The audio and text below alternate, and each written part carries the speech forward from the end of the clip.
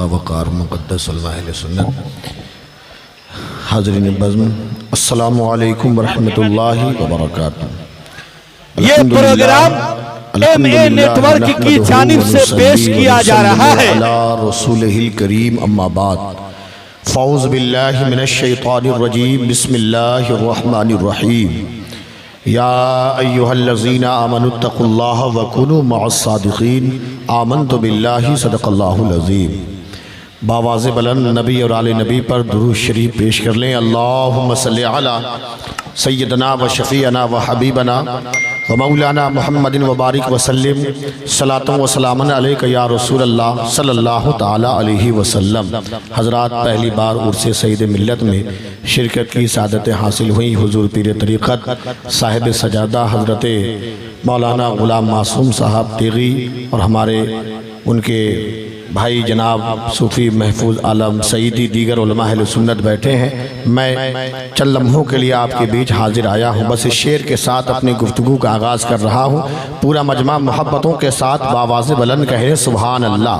ملاحظہ فرمائے، تسبیح کے دانے کو بکھرنے نہیں دیتے، تسبیح کے دانے کو بکھرنے نہیں دیتے، تیغ علی جسے چاہتے ہیں اجڑنے نہیں دیتے، تیغ علی جسے چاہتے ہیں اجڑنے نہیں دیتے، اور تسبیح کے دانے کو بکھرنا ہی پڑے گا، تسبیح کے دانے کو بکھرنا ہی پڑے گا۔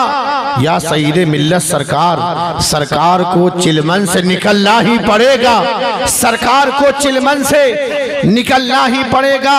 اور الا اللہ سے جلی والی، حق اللہ سے خفی والی، الا اللہ سے جلی والی، حق اللہ سے خفی والی، مورے من میں بسے ہیں سعید پیا، مورے من میں بسے ہیں سعید پیا، موری چنری ہے تیغ علی والی، مورے من میں بسے ہیں سعید پیا، موری چنری ہے تیغ علی والی۔ اللہ تبارک و تعالی قرآن مجید میں ارشاد فرماتا ہے، یا ایہا الذین آمنوا اتقوا اللہ وکونوا مع الصادقین، اے ایمان والو اللہ سے ڈرو اور سچوں کے ساتھ ہو جاؤ۔ وہ سچوں کی کون سی جماعت ہے؟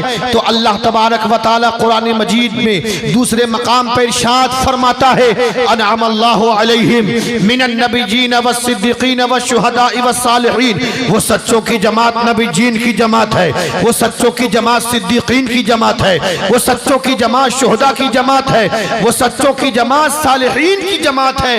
انہی سچوں کی جماعت کی ایک کڑی جو عاشق سرکار سرکاہی ہیں، جو سرکار سرکاہی کے مشن کو جنہوں نے پورے علاقے میں پھیلانے کا کام کیا، یعنی ہر علاقے کے لوگ کہیں سرکار سعید ملت، یعنی مظفر پور والے کہیں سرکار سعید ملت، ویشالی والے کہیں سرکار سعید ملت، نیپال والے کہیں سرکار سعید ملت، دلی والے کہیں سرکار سعید ملت، سلی گوڑی والے کہیں سرکار سعید ملت۔ یہ کون سی سرکار ہے جو ایک زمانے سے میرا پور شریف کی سرزمین پر آرام فرما ہے، جن کے بارگاہ سے روحانی فیض جاری ہے؟ ایک تو وہ سرکار ہے جو ووٹ کے ذریعے سے بنائی جاتی ہے، جو کہیں 4 سال میں گرتی ہے، کہیں 2 سال میں گرا کرتی ہے، لیکن ایک زمانے سے آپ کا عرس پاک ہو رہا ہے، میرا پور شریف سے آپ کے روضے سے فیضان جاری ہے، تو علماء کہیں گے جاوید اختر فیضی جو دنیا کے لوگ ووٹ کی طاقت سے سرکار بناتے ہیں، وہ سرکاریں گر جاتی ہیں، ان کے مرشد نے سرکار سرکاہی نے انہیں سرکار سعید ملت بنا دیا ہے۔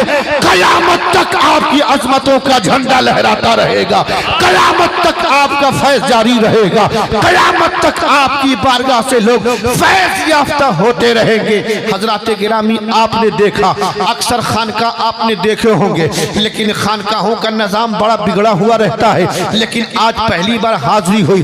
خانقاہ کا اصل مقصد کیا؟ جیسے ہی میں آیا، میں پہلی بار آیا، کوئی مجھے یہاں میں سمجھتا ہوں پہچانتے بھی نہیں، تو میں انجان بن کر خانقاہ میں گیا، لیکن جیسے ہی خانقاہ میں حاضری ہوئی تو ایک صاحب نے بیٹھایا بھی، ناشتہ بھی پیش کیا، پانی بھی پیش کیا۔ آج خانقاہوں کی تعلیمات کو ہم نے بھلا دیا ہے۔ خانقاہ کی اصل یہی تعلیم ہے، ذہن کو قریب کریں۔ تو دلی پہنچتے ہیں، سرکار سرکار نصیر الدین چراغ دہلوی کی بارگاہ میں رات کا وقت ہے. خواجہ نصیر الدین چراغ دہلوی اپنی خانقاہ سے نکل کر ٹہل رہے ہیں. جب آپ گلی سے گزر رہے تھے تو ایک مکان سے برتن گرنے کی آواز آئی. سرکار خواجہ نصیر الدین چراغ دہلوی نے اپنے مرید سے کہا جا کر کے دیکھو اس گھر میں کون سی پریشانی ہے, جو برتن زمین پر گرنے کی وجہ کیا ہو سکتی ہے. مرید نے دروازہ کھٹکھٹایا, اندر سے عورت نکل کر آئی. خواجہ نصیر کے مرید نے پوچھا اے بہن کیا تکلیف ہے, گھر میں برتن کیوں گر رہا ہے, گھر میں اندھیرا کیوں ہے, خانقاہوں کی تعلیمات کیا ہے, آپ لے کر کے جائیے اور پوری دنیا کی خانقاہ کو آج اسی پیغام پر عمل کرنا چاہیے.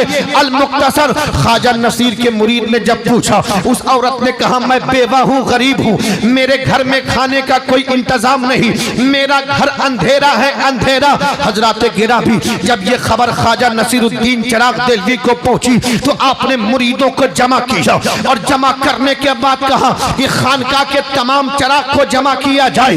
جب خانقاہ کے تمام چراغوں کو اکٹھا کیا تو جو خانقاہ کا سب سے بڑا چراغ تھا, خواجہ نصیر فرماتی ہیں کہ اس بڑے چراغ کو اس یہودیہ عورت کے گھر میں پہنچا دو تاکہ اس کے گھر میں روشنی کا انتظام ہو جائے. مرید سے کہا یہ خانقاہ میں جو لنگر بنے گا اس لنگر کا پہلا حصہ اس یہودیہ عورت کے گھر میں جا کر پہنچا دو. وہ ایمان والی نہیں بلکہ یہودیہ عورت تھی. یہ سلسلہ چلتا رہا. چند مہینے گزرے کہ ایک روز وہ عورت خواجہ نصیر کی خانقاہ میں آتی ہے اور آپ کی بارگاہ میں جاتی ہے, اور جانے کے بعد کہا کہ حضور آپ نے مجھے پہچانا. خواجہ نصیر کہتے ہیں, خواجہ نصیر الدین چراغ دہلوی کہتے ہیں کہ ہاں میں نے تجھے پہچانا نہیں.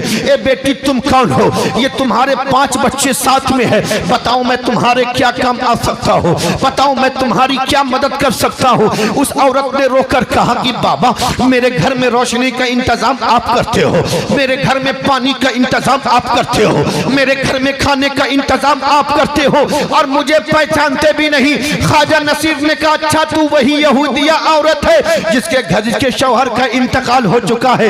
خواجہ نصیر نے کہا کہ سنو, اگر آؤ کوئی ضرورت پڑے تو میری خانقاہ کا دروازہ کھلا ہوا ہے, تم آ جانا. وہ عورت خواجہ نصیر کے قدموں میں گری اور کہنے لگی کہ جب دلی کا نصیر الدین اتنا اچھا ہے تو مدینے کے مصطفیٰ کتنے اچھے ہوں گے. جب دلی کا نصیر اتنا اچھا ہے تو مدینے کے مصطفیٰ کتنے اچھے ہوں گے. اس زمانے میں جب پیر صاحب فون کرے تو مرید موبائل بند کر لے, راستہ بدل دے, کچھ ایسے بھی پی رہے ہیں. لیکن الحمدللہ آپ سرکار معصوم ملت کی ذات بابرکات ہے کہ آپ نے ایک ایسا اخلاق پیش کیا مریدوں کے بیچ میں, علماء کے بیچ میں, کہ آپ کی خانقاہ کا رابطہ علماء سے ہے. آپ کے یہاں ایک ادارہ چلتا ہے, اور ذہن کو قریب کر دوں میں آپ کے کہ یہ خانقاہ ایسی خانقاہ ہے جو مسلک اعلیٰ حضرت پر چلنے والی خانقاہ ہے. کون خانقاہ نہیں ہے جو گدی ملنے کے بعد اعلیٰ حضرت کے خلاف بھونکنے لگتے ہیں, گدی ملنے کے بعد تاج الشریعہ کے خلاف بھونکنے لگتے ہیں. آؤ عرس سید ملت سے معصوم ملت کا پیغام لے کر کے جاؤ کہ جو اعلیٰ حضرت کا ہوگا وہی خانقاہ سیدیہ کا ہوگا, اور جو اعلیٰ حضرت کا نہیں وہ خانقاہ سیدی کا نہیں ہو سکتا. وہ خانقاہ آپ کی ہے. الحمدللہ مبارکباد پیش کرتا ہوں اہل خانقاہ کو کہ آپ نے واقعی بزرگوں کی روش کو باقی رکھا, ورنہ ایک خانقاہ میں ہمارا جانا ہوا. آخری بات جب گئے تو ایک صاحب سے ہم نے کہا کہ بھائی صاحب کیا پانی یہاں دیا جاتا ہے مہمانوں کو؟ انہوں نے کہا کہ حضرت کربلا کے میدان میں آئے ہیں, خانقاہ میں نہیں آئے ہیں. لیکن آنے کے بعد طبیعت باغ باغ ہو گئی. واقعی خانقاہ ہو اور وہاں سے محبت, پریم, مساوات. محبوب الہی فرمایا کرتے تھے کہ فقیر سورج کی طرح ہوتا ہے, فقیر سورج کی طرح ہوتا ہے. جب سورج کی روشنی نکلتی ہے وہ ہندو نہیں دیکھتی, وہ مسلم نہیں دیکھتی, وہ سکھ نہیں دیکھتی, وہ عیسائی نہیں دیکھتی, ایک سمان سب کو روشنی دیا کرتی ہے. بلا تمثیل کہنا چاہتا ہوں وہی بارگاہ سید ملت کی بارگاہ ہے جہاں ہر دھرم اور مذہب کے لوگ آتے ہیں اور اپنی زبان سے کہتے ہیں مذہب مذہب نہیں سکھاتا آپس میں بیر رکھنا، ہندی ہے ہم وطن ہم ہندوستان ہمارا سارے جہاں سے اچھا ہندوستان ہمارا، ہم بلبلے ہیں اس کی یہ گلستاں ہمارا، یہ بزرگوں کا شہر ہے اور ہم غریب نواز کے ماننے والے ہیں، ہم سرکار سرکاہی کے چاہنے والے ہیں، انہی کے ایک سپاہی میرا پور میں آرام فرما سرکار سید ملت ہیں۔ آپ ان کی بارگاہ سے لگے رہیے، جڑے رہیے، انشاءاللہ آپ کا ایمان بھی محفوظ رہے گا اور آپ کا عقیدہ بھی محفوظ رہے گا۔ استغفر اللہ ربی من کل ذنب واتوب الیہ، کلمہ شریف کا ورد کر لیں، لا الہ الا اللہ محمد رسول اللہ صلی اللہ تعالی علیہ وسلم وما علینا الا البلاغ۔ السلام علیکم ورحمۃ اللہ۔